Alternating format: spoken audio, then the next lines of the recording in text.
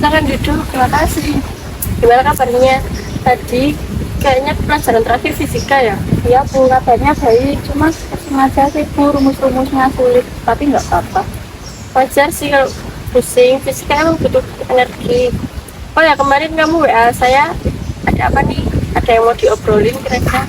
Hmm, Gimana ya Bu, saya bingung mau mulainya dari mana, saya takut, nggak tahu mau mulai dari mana, tapi ada yang mau saya sampaikan.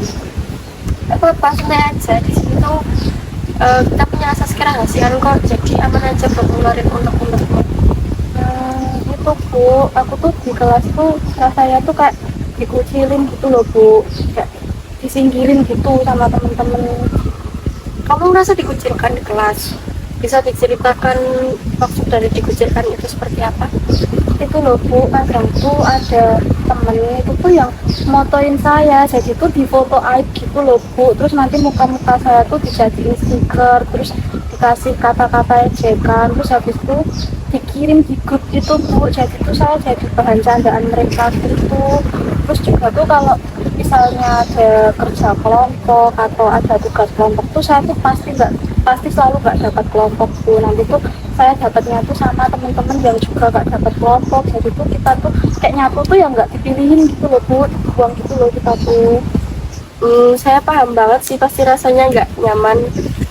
Terus saat mereka bikin stiker atau nggak ngajak kamu kerja kelompok, apa yang kamu lakukan? Ya saya diem aja Bu, saya tuh takut mau ngelawan tuh takut, soalnya mereka tuh bergerombol gitu loh Bu, punya banyak banyak temen yang kayak gituin saya tuh, jadi tuh saya takut Bu, mau ngelawan mau bilang tuh saya takut, saya nggak berani. Kamu memilih untuk diam. Apa yang bikin kamu nggak berani protes atau bilang ke mereka kalau kamu nggak suka? Ya kalau saya melawan makin banyak yang nggak suka, mereka makin jauh, jadi ya saya diam aja, walaupun ya, tapi saya tuh sakit banget biasanya tuh sakit banget, tapi ya udahlah saya temenin aja kayak gitu.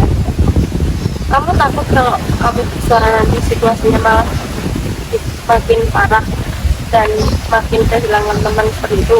Iya, iya sih, takut malah kan. Oh, jadi begitu ya. Saya sangat mengapresiasi keberanian kamu sih buat cerita di sini. Tapi coba kita pikirkan bareng-bareng lagi.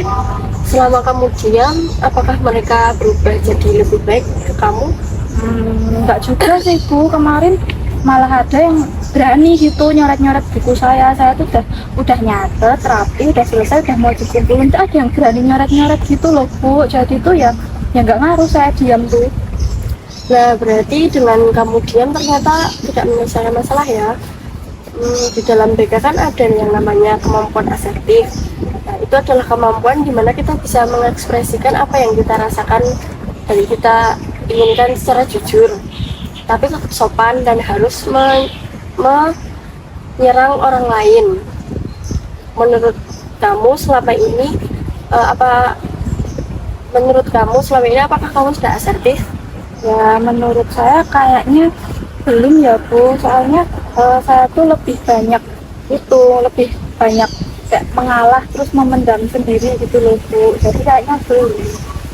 Oh, berarti kamu berubah sih karena takut itu. Padahal kamu punya hak penuh untuk bilang gitu loh. Kira-kira apa yang bakal terjadi?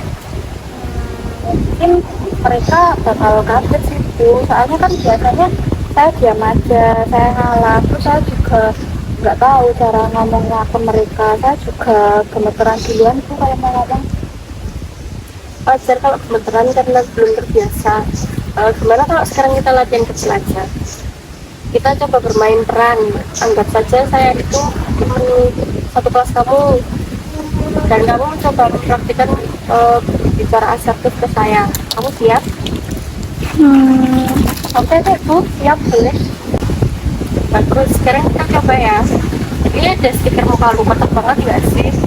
Nah, sekarang giliran kamu respon dengan asertif.